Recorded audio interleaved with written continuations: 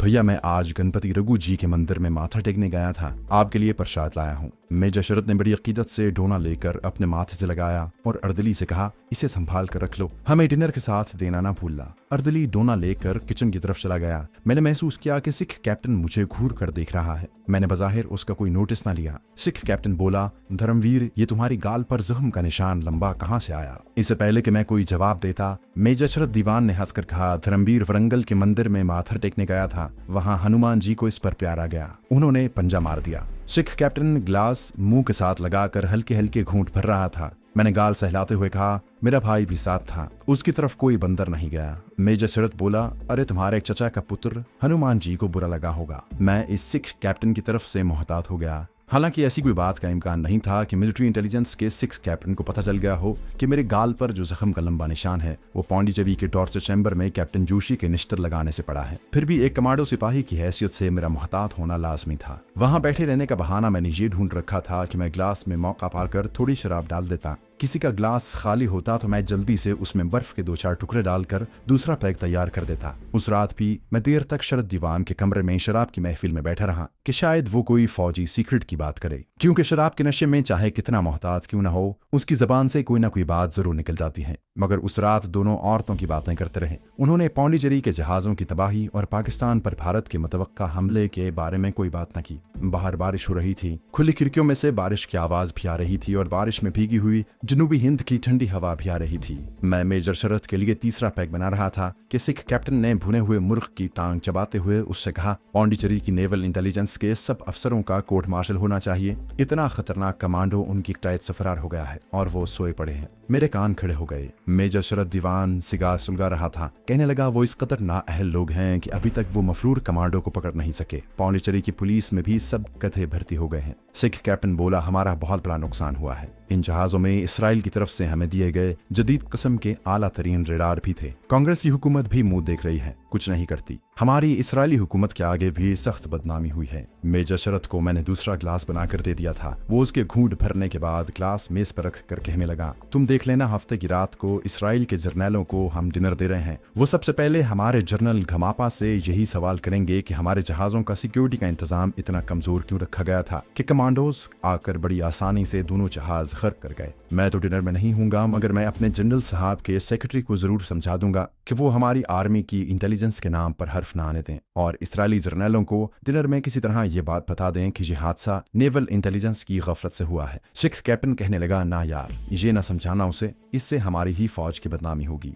Major शरद ने cigar का कश लगाते हुए कहा, एक बात है, इसराइल हमारा बेहतरीन दोस्त है इस वक्त, चाहे वो इस वजह से यूं ना हो कि वो पाकिस्तान का दुश्मन है। सिक्स कैप्टन ने कहा, सर हमें तो इस वक्त ज्यादा से ज्यादा असलहे की जरूरत है, हमारे सीक्रेट ऑपरेशन अब ज्यादा दूर नहीं। मेजर शरद ने कहा, don't worry Amrik Singh, Israel हमारे नुकसान को पूरा कर देगा। उसके 3 आम तरीन जर्नैल इसी मकसद के लिए भारत आ रहे हैं और हफ्ते की मीटिंग में वो हमें यही बताने वाले हैं कि भारत को मजीद असलहा भेजा जाएगा। इसके अलावा अमेरिका की एमुनिशन सप्लाई भी न्यूयॉर्क की बंदरगाह से चल पड़ी है। सिख कैप्टन का नाम अमरीक सिंह था। वो चिल्ला कर बोला, ये हमारी हाई कमांड पाकिस्तान पर हमले का टाइम और डेट हमें क्यों नहीं बता रही? मेजर शरद ने कहा, असल में हाई कमांड ने तारीख और वक्त मुकर्रर कर लिया है, हमें आखिरी वक्त पर बताया जाएगा। सिख कैप्टन ने पाकिस्तान के खिलाफ 2-4 बातें की और तीसरा पैग घटाघट खत्म कर दिया। मैं उसके लिए चौथा पैग बना रहा था कि मेजर शरद ने अर्दली को आवाज देकर कहा, खाना लगा दिया जाए। फिर उसने मुझसे कहा, धर्मवीर तुम भी खाना खाकर ही जाना। अब इन दोनों को नशा चढ़ना शुरू हो गया था और उन्होंने औरतों के बारे में बड़ी फौज बातें शुरू कर दी थी।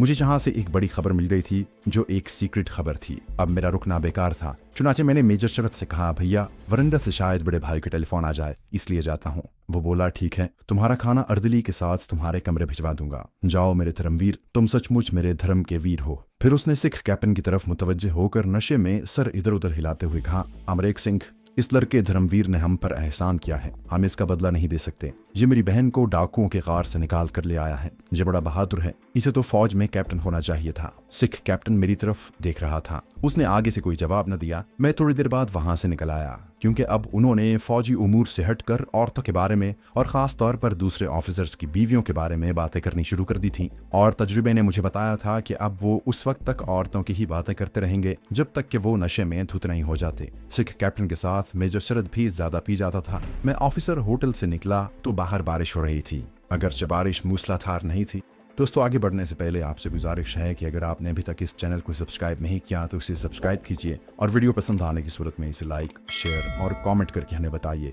कि आपको हमारी वीडियो कैसी लगी। तो आइए कहानी की तरफ चलते हैं।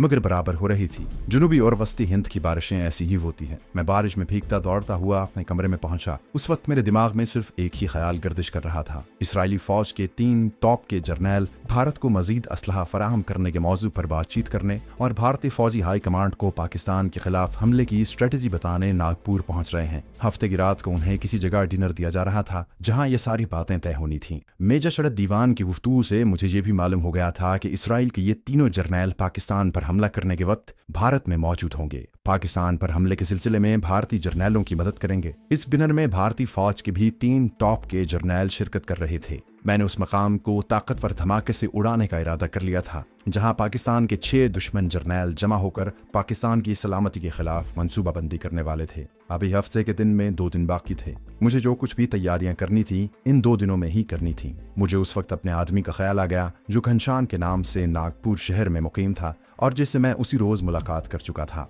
चुनाचे दूसरे दिन मैं वक्त निकालकर फौजी कैंटीन से निकला और घनश्याम की तरफ चल पड़ा। रास्ते में एक मेडिकल स्टोर से उसे फोन पर बताया कि मैं आ रहा हूँ, बड़ी जरूरी बात करनी है। मैंने फौजी कैंटीन से फोन करना मुनासिब न समझा, इस ख्याल से कि कैंटीन फौजी हेडक्वार्टर के अंदर ही है, हो सकता है जहां से बाहर जाने वाली फोन कॉल चेक होती हो। घनश्याम ने फोन पर कहा, आ जाओ, मैं इंतजार कर रहा हूँ। मैं उसकी दुकान में पहुंचा तो वो हस्बे मामूल अखबार पढ़ रहा था, मगर उसने मुझे दुकान में दाखिल होते ही देख लिया। उसका मुलाजिम 2-3 ग्राहकों को कुछ चीजें दिखा रहा था। उसने अखबार के ऊपर से नजरें मेरी तरफ उठाई और ऊपर जाने का इशारा किया। मैं लकड़ी का जीना तय करके ऊपर वाली कोठरी में जाकर बैठ गया। थोड़ी देर बाद घनश्याम भी आ गया। मैंने उसे सारी बात बताई और कहा, मुझे तुम्हारी मदद की जरूरत है। वो बोला, तुम क्या चाहते हो? मैंने कहा, हफ्ते की रात को नागपुर की मिलिट्री इंटेलिजेंस की तरफ से इसराइली जर्नैलों को डिनर दिया जा रहा है। इस डिनर में भारत को इसराइल और अमेरिका से मिलने वाले असलहे की भारी खेप की बात हो रही है और भारतीय फौज के 3 टॉप के जर्नैलों को इसराइली फौजी जर्नैल पाकिस्तान के खिलाफ हमला करने की हिकमत अमली बताएंगे।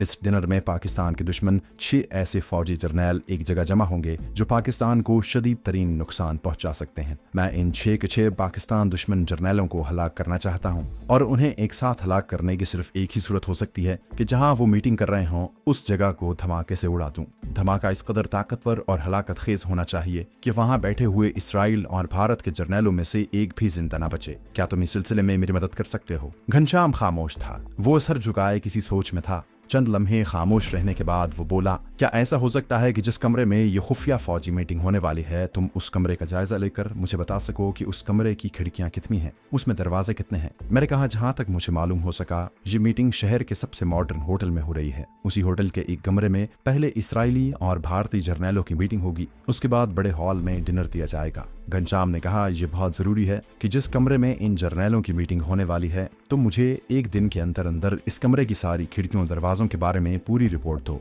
मैंने पूछा, खिड़कियों और दरवाजे के बारे में तुम क्यों ज्यादा पूछ रहे हो? हमने तो बम लगाना है, कहीं भी लगा सकते हैं। घनश्याम कहने लगा, अगर तुम चाहते हो कि 6 के 6 दुश्मन जर्नैलों में से एक भी जिंदा न बचे तो मुझे कल शाम तक इस कमरे की पूरी तफसील से आगाह करो जहां ये लोग बैठकर पाकिस्तान के खिलाफ फौजी मंसूबाबंदी करने वाले हैं। अब तुम जाओ, मैं तुम्हारे बाद नीचे उतरूंगा। मैं उठकर नीचे उतर आया। सारा रास्ता सोचता रहा कि ये कैसे पता किया जाए कि जर्नैलों की मीटिंग किस होटल के किस कमरे में होगी। अभी तक मुझे ये भी मालूम नहीं हो सका था कि ये मीटिंग किस होटल में हो रही है और मुझे उस कमरे का सुराग लगाना था जहां इन जर्नैलों की मीटिंग होगी। जाहिर है वहां सिक्योरिटी के सख्त इंतजामात होंगे और बात बेहद खुफिया रखी जाएगी कि मीटिंग होटल के किस कमरे में होने वाली है।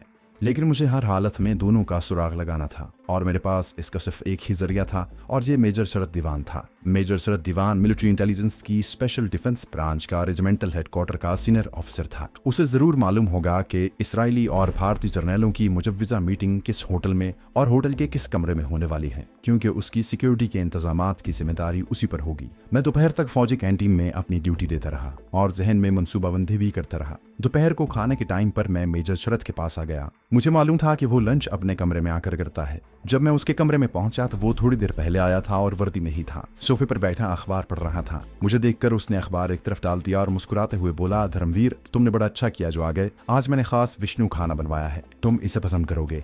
मैंने उसके सामने वाले सोफे पर बैठते हुए कहा, भैया जी आज मेरा भी कैंटीन पर कुछ खाने को जी नहीं चाह रहा था, सोचा आज भैया के पास जाकर खाना खाऊंगा। वंडरफुल। उसने अर्दली को आवाज दी कि 2 आदमियों का खाना लगा दे। उसने अखबार मेरी तरफ पढ़ाते हुए कहा, तुम अखबार पढ़ो, इतनी देर में जरा एक फाइल देख लूं। मैं अखबार खोलकर पढ़ने लगा। मैं अखबार के किनारे से मेजर शरद दीवान को देख रहा था। उसने अपने ब्रीफकेस में से एक स्याह रंग की फाइल निकाली और उसे खोलकर फाइल के अंदर लगे हुए कागजों को उलट पुलट करते हुए एक कागज पर नजरें जमा दी। अखबार अंग्रेजी में था। मेजर शरद बड़े इन्हमाक से फाइल पढ़ रहा था। फिर उसने अपनी वर्दी की ऊपर वाली जेब से पेंसिल निकालकर कागज पर कुछ लिखा और वरक उलट दिया। मैंने अखबार नीचे करते हुए पूछा, भैया लगता है दफ्तर में आजकल काम ज्यादा है जो आप फाइल साथ ले आए हैं। मेजर शरद मुस्कुराने लगा, बोला, क्या बताऊं भैया धर्मवीर, फौज के इंटेलिजेंस के महकमे में गधे की तरह काम करना पड़ता है। दूसरे मुल्क से फौज का कोई मामूली सा अफसर भी आ जाए तो हमें मुश्किल पड़ जाती है। मैंने जानबूझकर जमाई लेते हुए बज़ाहिर बड़ी बेनियाजी से पूछा, क्या बाहर से कोई फौजी अफसर आ रहे हैं? वो फाइल पर नजरें जमाए हुए बोला, अरे धर्मवीर, कोई मामूली अफसर होता तो मैं ये काम अपने असिस्टेंट के सुपुर्द कर देता।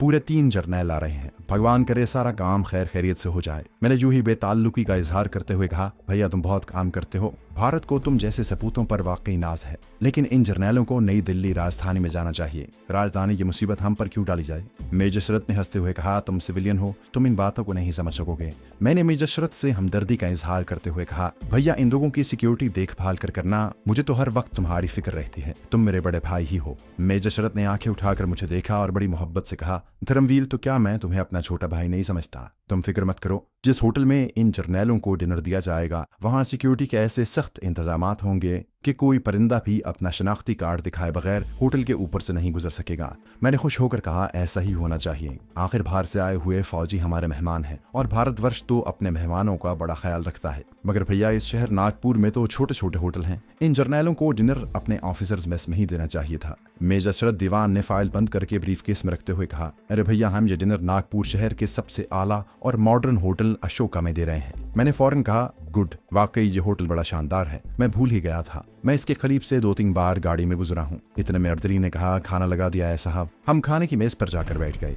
मैंने बड़े तरीके से अशोका होटल के मौजू को जारी रखा और मेजर शरद से कहा, भैया होटल के स्टाफ की कड़ी जांच पड़ताल करना, इनमें दुश्मन का कोई जासूस भी हो सकता है। मेजर शरद ने अपनी प्लेट में ही दही डालते हुए कहा, भैया धर्मवीर, मुझे इन बातों का बड़ा तजुर्बा है, हमने अपने आदमियों का इंतजाम किया है। उस रोज होटल के मुलाजिमों की जगह इंटेलिजेंस के फौजी बैरों और दूसरे सर्विस करने वालों के लिबास में होंगे। मैंने मेजर शरद को हवा देते हुए कहा, भैया ये तो आपने बिल्कुल ठीक किया, सच कहता हूँ मुझे अपने भैया पर बड़ा नाज है, मेरा भाई वाकई भारत का लायक फौजी अफसर है। फिर मैंने जिस तरह छोटे भाई बड़े भाई के आगे जिद करते हैं इस तरह जिद करते हुए कहा, भैया मैंने अंदर से अशोका होटल कभी नहीं देखा, क्या उस रोज मुझे भी साथ नहीं ले चलोगे? मैं अशोका होटल अंदर से देखना चाहता हूँ। मेजर शरद बोला, नहीं धर्मवीर, उस रोज मैं तुम्हें अपने साथ नहीं ले जा सकता, वहाँ बड़ी सख्त सिक्योरिटी होगी। हाँ, कल सुबह मैं होटल के इन कमरों का मुआयना करने जा रहा हूँ जहाँ हमारे मेहमान जर्नैल डिनर खाएंगे और बातें करेंगे। कल तो मेरे साथ चले चलना। कुदरत ने मेरी बड़ी मदद की थी, मैं यही चाहता था और ये बहुत मुश्किल मरहला था।